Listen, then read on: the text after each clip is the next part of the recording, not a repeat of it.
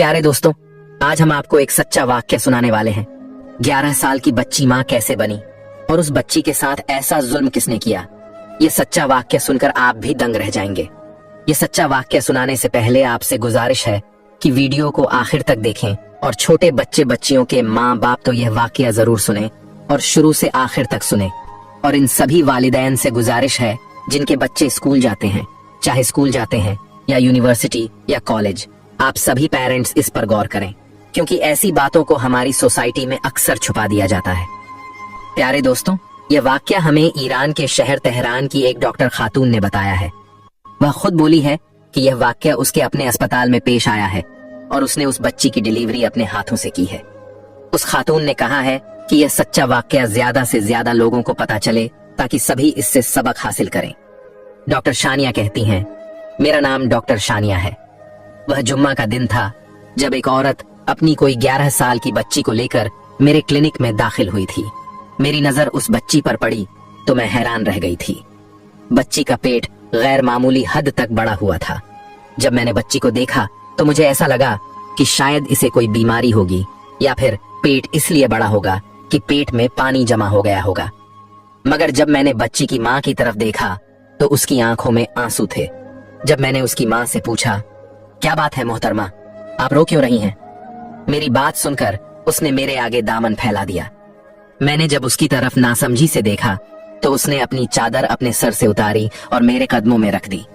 वो कहने लगी, डॉक्टर साहिबा, खुदा के लिए मेरी इज्जत बचा लें।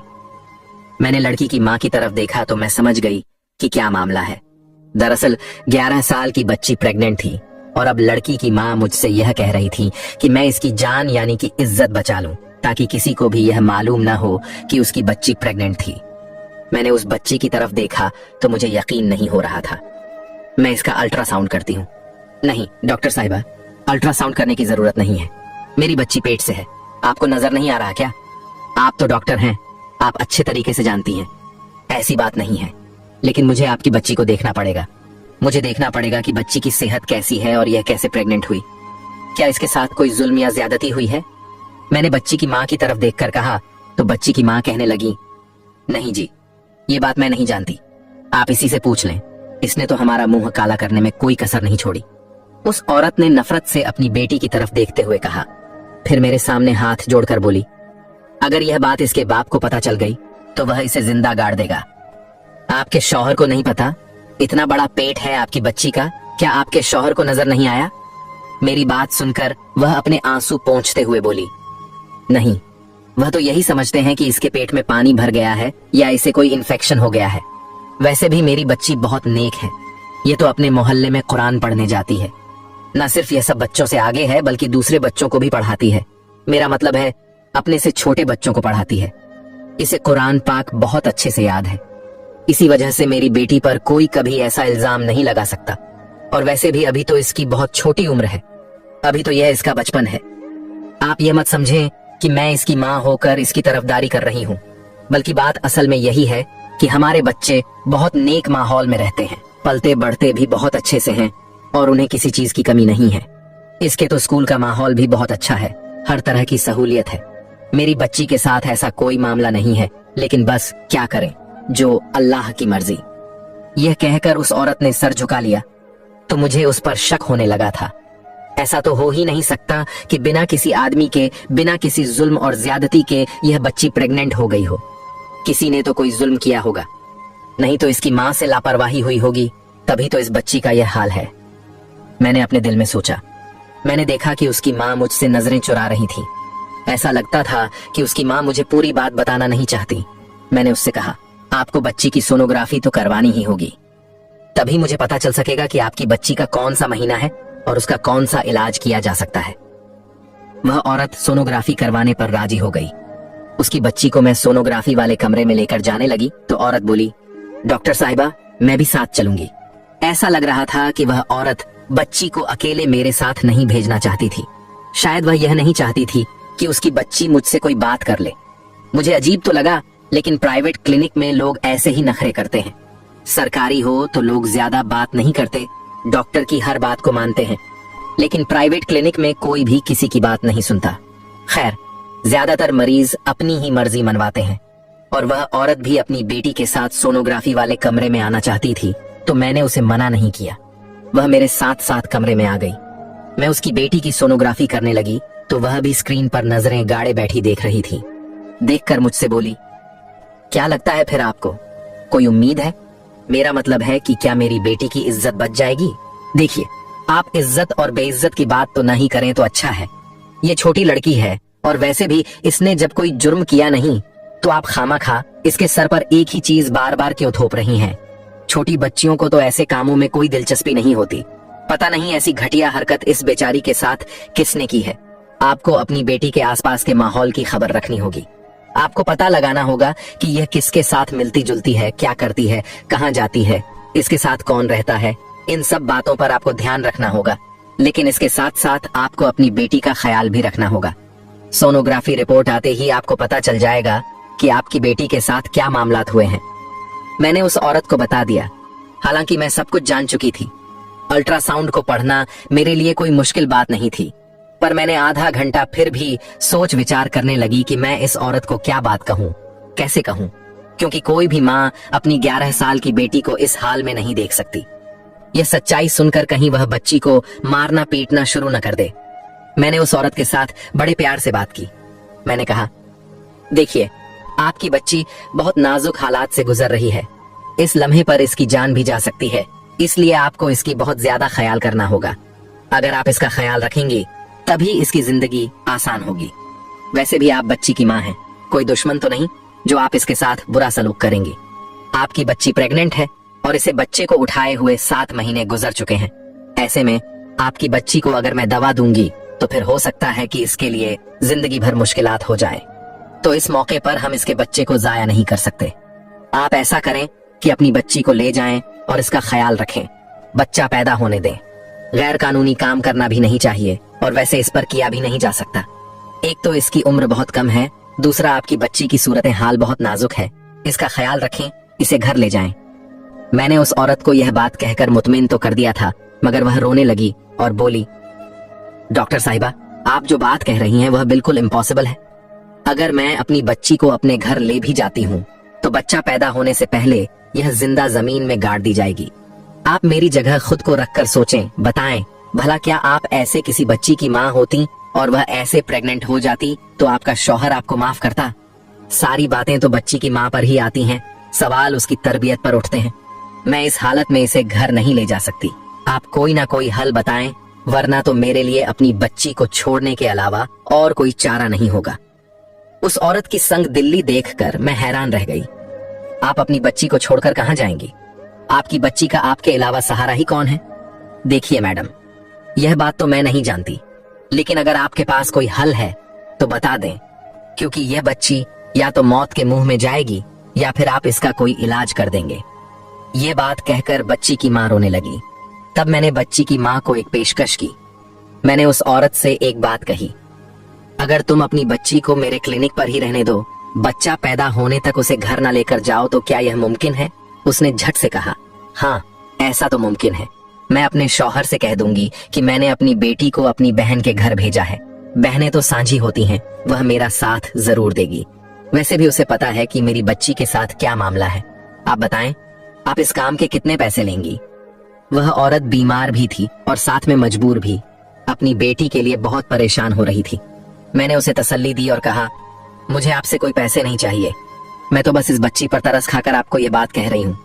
वैसे भी मेरे क्लिनिक में रात के वक्त कोई नहीं होता, मैं ही होती हूँ, तो मैं इसका ख्याल रखूंगी और बाकी का वक्त मैं इसे अपने घर लेकर जाऊंगी। आपको अगर मुझ पर भरोसा है तो फिर इसे यहीं पर छोड़कर जाइए।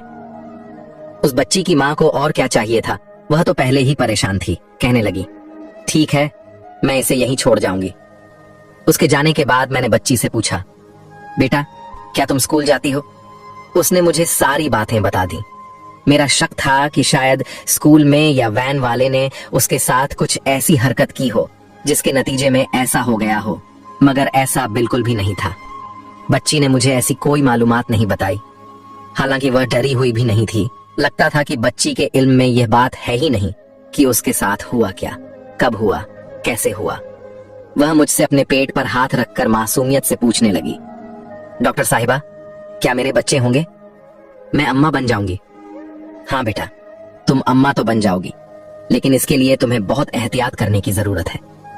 साथ ही मैंने उसे उछल कूद करने से मना कर दिया। कहा कि अब तुम्हें बस अपना ख्याल रखना होगा, आराम वगैरह करना होगा। अपने लिए दुआ करो और याद करने की कोशिश करो कि अगर किसी ने कभी तुम्हारे साथ कोई गैर मामूली रवैया रखा हो तो मुझे सच सच बता दो। उसने तो नासमझी में सर हिला दिया। बोली, ऐसा आज तक कभी भी नहीं हुआ। मुझे किसी ने कुछ नहीं कहा। मैं उसकी बातों को समझ तो रही थी, मगर यकीन नहीं आ रहा था। बच्ची की माँ अगले दिन आई। उसके पास हलवा और बहुत सारी ऐसी खुश्क चीजें थीं जो कि उसने बच्ची के लिए दी। मैंने बच्ची की माँ से वह सब कुछ ले लिया और क्लिनिक में ही रख दिया। बच्ची की माँ ने यह भी कहा कि वह उसे अक्सर मिलने आती रहेगी। बच्ची अपनी माँ को याद तो करती थी, मगर साथ ही साथ परेशान भी होती थी कि आखिर उसके साथ यह सब क्या हो रहा है। खैर, उसके दिन अब करीब आ रहे थे। मुझे परेशानी भी थी कि कहीं इस बच्ची का केस कोई गैर मामूली सूरत हाल इख्तियार न कर ले, क्योंकि मैंने तो उसकी माँ से कह रखा था कि उसे परेशानी की जरूरत नहीं है। उसकी बच्ची का केस मेरे हाथ में है तो मैं उसे बर्बाद नहीं होने दूंगी, ना ही उसके मुस्तकबिल पर कोई फर्क पड़ेगा। खैर, विलादत के दिन उसने 2 खूबसूरत बच्चों को जन्म दिया। बच्चे गोल मटोल, प्यारे और सेहतमंद थे। मैंने उन बच्चों को देखा, मेरी तो हैरत की इंतहा न रही। वह दोनों जुड़वा बच्चे थे। आज तक मैंने ऐसा होते नहीं देखा था। उस बच्ची की सेहत बहुत खराब थी। मैं उसे अस्पताल से सीधा घर ले गई। अब वह बड़ी बड़ी औरत मालूम हो रही थी। मुझे उसकी हालत पर दुख भी हो रहा था। मैंने उससे दोबारा पूछने की कोशिश की, लेकिन उस बच्ची को तो कुछ मालूम ही न था।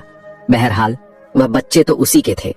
मैंने सख्ती से मना कर दिया कि घर में यह बात किसी को ना बताए। बच्ची की माँ को भी मैंने सारी हकीकत बता दी कि 2 बच्चे जो पैदा हुए, वह बच्चे मैंने किसी बे औलाद जोड़े को दे दिए। आपको उनके बारे में फिक्रमंद होने की जरूरत नहीं है। बच्ची की माँ अपनी तरफ से बेफिक्र हो गई। उसने मुझे हजारों रुपए दिए और बोली, आपका बहुत शुक्रिया, आपने इस मुश्किल वक्त में मेरा साथ दिया।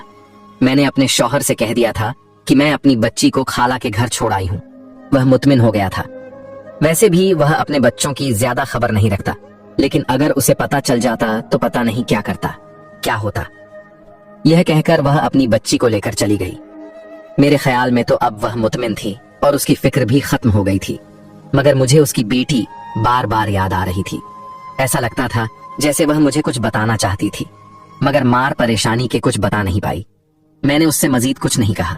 बच्ची के जाने के बाद मेरे कमरे में मौजूद नर्स ने मुझसे एक अजीब बात कही। बोली, क्या आपको नहीं लगता कि बच्ची की माँ का रवैया कुछ अजीब था? मुझे लग तो ऐसा रहा था, मगर मैंने सर झटक दिया। मैं फालतू की बातों में नहीं पड़ना चाहती थी। वैसे भी मैंने यह केस अपने जहन से भुला दिया था। मेरे तो वहम और गुमान में भी नहीं था कि इस बच्ची को दोबारा मेरे पास आना पड़ेगा और मुझे दोबारा से उस बच्ची को देखना पड़ेगा।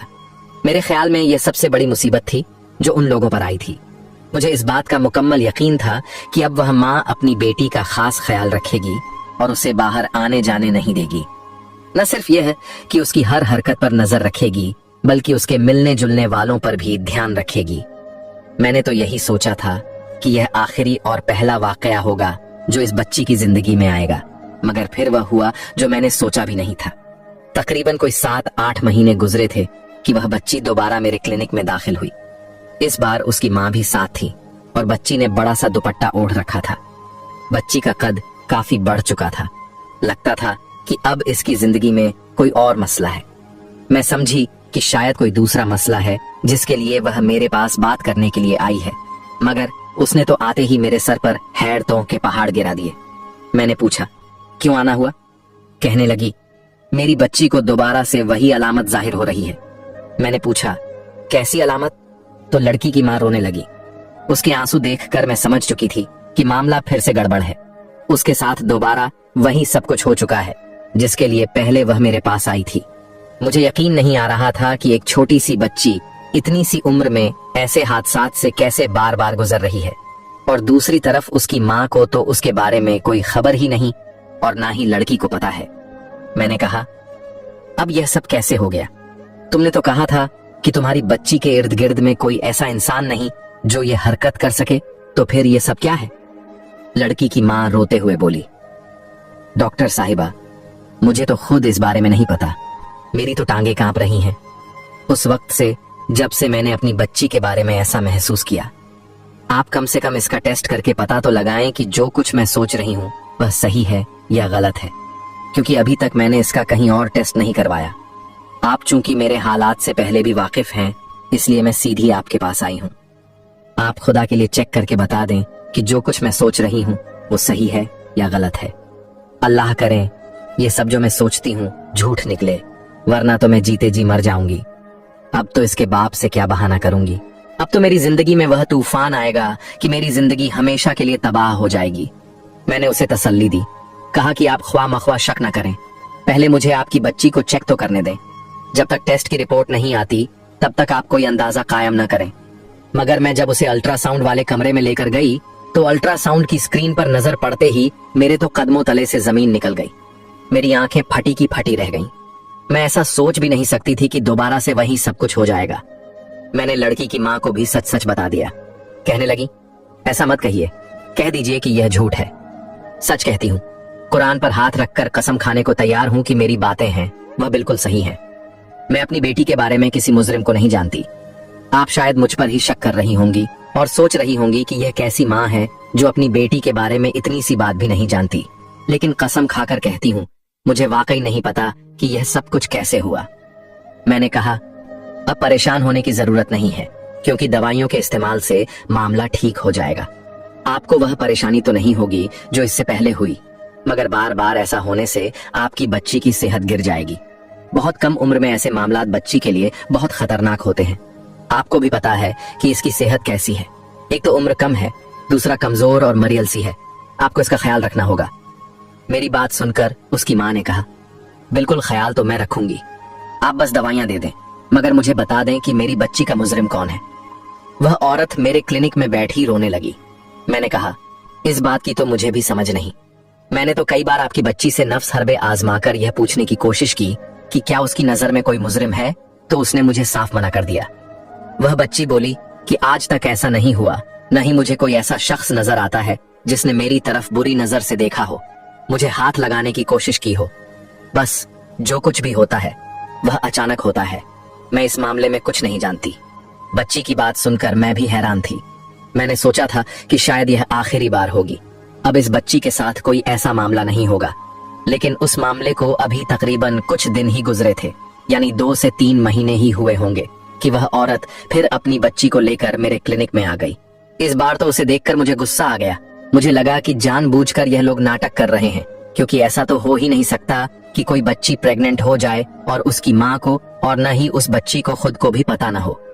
इस बार मैंने अल्ट्रासाउंड करने की भी जहमत नहीं की, बस दवाइयां लिख कर दे दी। मगर बच्ची की माँ बहुत परेशान थी, आंखों से बहते आंसू और साथ ही हाथ कांप रहे थे। बोली, मैं कहाँ जाऊंगी? अगर दोबारा मेरी बच्ची के साथ यही कुछ हो गया तो मैं क्या करूंगी?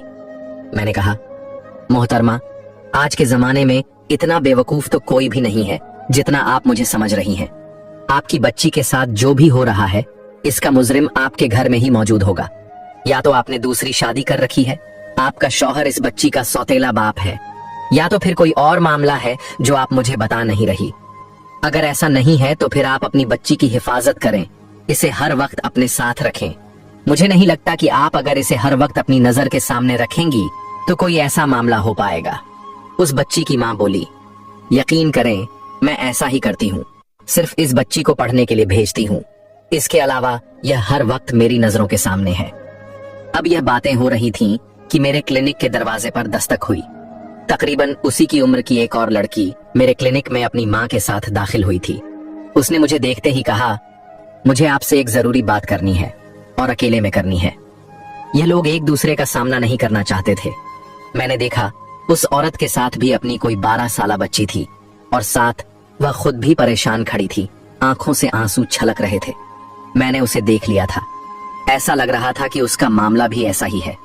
मैंने पहली वाली औरत को उसके घर भेज दिया और दूसरी के पास आ गई, क्योंकि वह तो जाहिर है मेरे क्लिनिक में पहली बार आई थी, उसे वक्त देना जरूरी था। मैं उसके पास जाकर बैठी तो देखा उसकी बच्ची भी इसी तरह किसी पेट के दर्द में मुब्तला थी। कहने लगी, मुझे अपनी बच्ची के पेट के दर्द की बहुत फिक्र है, इसके साथ अजीब अजीब चीजें हो रही हैं जो सिर्फ शादीशुदा औरतों को होती हैं। मैंने बच्ची की तरफ देखा और इसका हुलिया देखकर समझ गई कि इसके साथ भी पहली बच्ची वाला मामला है। मैंने उसे अल्ट्रासाउंड के लिए कमरे में भेजा। अल्ट्रासाउंड की रिपोर्ट देखकर मेरे कदमों तले से जमीन खिसक गई थी। इस बच्ची के साथ भी वही मामला था जो कि पहली वाली के साथ था। अब तो मुझे इस पर अफसोस होने लगा। ये देखकर मैं परेशान हो गई। मैंने उसकी माँ को साफ साफ सच्चाई बता दी कि तुम्हारी बच्ची उम्मीद से है। वह सर पकड़कर बैठ गई, बोली कि मुझे समझ नहीं आता, ऐसे कैसे मुमकिन है। मैंने उसे पहले वाली बच्ची के बारे में भी बता दिया, क्योंकि अब माओ को इस बारे में सोचने की जरूरत थी। इस तमाम सूरत हाल के बाद मुझसे बर्दाश्त नहीं हुआ। मैंने फौरन उन बच्चियों के हवाले से पुलिस के साथ राब्ता किया और तमाम किस्सा सुना दिया। हमारे यहाँ चूंकि पुलिस बहुत बदनाम है, जिसकी वजह से लोग भी हर मामला पुलिस तक पहुंचाने से डरते हैं। खास तौर पर जब इस तरह के मामलात हो जहां बहू बेटियों के मसाइल हो, तो लोग बात को दबा लेते हैं कि पुलिस तक बात गई तो ख्वा मख्वा बदनामी हो जाएगी। खैर, खुशकिस्मती से बहुत नेक थानेदार था, जिसने सारे मामले की इन्वेस्टिगेशन बहुत राजदारी से की। सबसे पहले तो उसने आम लिबास में लेडीज पुलिस को स्कूल में टीचर के रूप में भेज दिया। मालूम हुआ कि बच्चियां एक ही मोहल्ले में रहती थीं और एक ही स्कूल में पढ़ती थीं। अब वह महिला पुलिस उस स्कूल की एक नई टीचर थी। उसने बड़ी नरमी और प्यार से बच्चों को पढ़ाना शुरू किया और सभी बच्चों पर कड़ी नजर रखती थी, खासकर उन 2 बच्चियों पर जिनके साथ पहले ही मामलात हो चुके थे। वह बच्चियों के साथ अच्छे से घुल मिल गई थी। उसने बच्चियों से पूछा, पहले तुम्हें कौन कौन पढ़ाता था? बच्चियों ने बोला, पहले हमें मिस राफिया पढ़ाती थी और हर मंडे को सर हामिद कंप्यूटर पढ़ाते हैं। जब कोई बच्चा कंप्यूटर में कमजोर होता या उसके मार्क्स अच्छे नहीं आते तो सर हामिद उन बच्चों को एक्स्ट्रा क्लासेस देते हैं। ये सुनते ही महिला पुलिस को सर हामिद पर शक हुआ। उसने तुरंत ही सर हामिद को स्टाफ रूम में बुलाया और सख्ती से सवाल जवाब करने लगी। उसने बच्चियों के बारे में बताया कि इन बच्चियों के साथ क्या हुआ है और अपनी असल पहचान भी बता दी। सर हामिद कहने लगे, देखिए मैडम, ये बात सच है कि मैं क्लास खत्म होने के बाद उन बच्चों को रोकता हूँ जो कंप्यूटर में कमजोर हैं। अगर मैं इन बच्चों को एक्स्ट्रा क्लासेस न दूं तो उनके मार्क्स कम आते हैं और कुछ तो फेल भी हो जाते हैं, जिसके बाद प्रिंसिपल सर मुझ पर बहुत गुस्सा करते हैं। इसलिए मैं इन्हें एक्स्ट्रा क्लासेस देता हूँ, लेकिन मैं तो इन्हें सब कुछ पढ़ाकर अच्छे से समझाकर जल्दी चला जाता हूँ, क्योंकि मुझे अपने घर भी ट्यूशन पढ़ाने जाना होता है। वहाँ भी बच्चे मेरा इंतजार कर रहे होते हैं। जब मैं चला जाता हूँ तो ये बच्चियां क्लास में रुककर जो मैंने पढ़ाया होता है उसका अभ्यास करती है और उसे कॉपी में उतारने लगती है, जिसकी वजह से इन्हें देर हो जाती है। लेकिन मेरे जाने के बाद और स्कूल के सभी स्टाफ के जाने के बाद स्कूल में सिर्फ चौकीदार रहता है, जो सबसे आखिर में सभी दरवाजों और स्कूल को बंद करके घर जाता है। हो सकता है उसने ही इन बच्चों के साथ कुछ गलत किया हो। यह कहकर सर हामिद खामोश हो गए। अब महिला पुलिस ने चौकीदार को स्टाफ रूम में बुलाया और बच्चियों के बारे में पूछा। जैसे ही महिला पुलिस ने उससे सख्ती से सवाल जवाब किया और अपनी पहचान बताई तो चौकीदार के हाथ पैर कांपने लगे। दरअसल असली मुजरिम चौकीदार ही था। सर हामिद के जाने के बाद वह खाने पीने का सामान लाता था और उसमें दवाई मिलाकर उन बच्चियों को खिला देता था। इसके बाद वह उनके साथ दरिंदगी करता था। फिर थानेदार ने सर हामिद और चौकीदार दोनों को गिरफ्तार किया, क्योंकि सर हामिद की लापरवाही की वजह से उन बच्चियों के साथ कई बार गलत काम किए जा चुके थे। अस्तगफिरुल्लाह, आप सबसे गुजारिश है, खुदारा अपने बच्चों की हिफाजत करें। अल्लाह हमें और हमारे बच्चों को ऐसे दरिंदों से हमेशा बचा कर रखे। आमीन। उम्मीद है आज की स्टोरी आपको पसंद आई होगी। तो अगर स्टोरी पसंद आई तो प्लीज लाइक, सब्सक्राइब करें, क्योंकि आपकी सपोर्ट से हमें मजीद मेहनत करने का हौसला मिलता है। अपना ख्याल रखिए, अपने घर वालों का और खास तौर पर बच्चों का तो बहुत ख्याल रखिए। मिलते हैं एक नई वीडियो में ऐसी ही एक चौंका देने वाली दास्तान के साथ। तब तक के लिए अल्लाह हाफिज।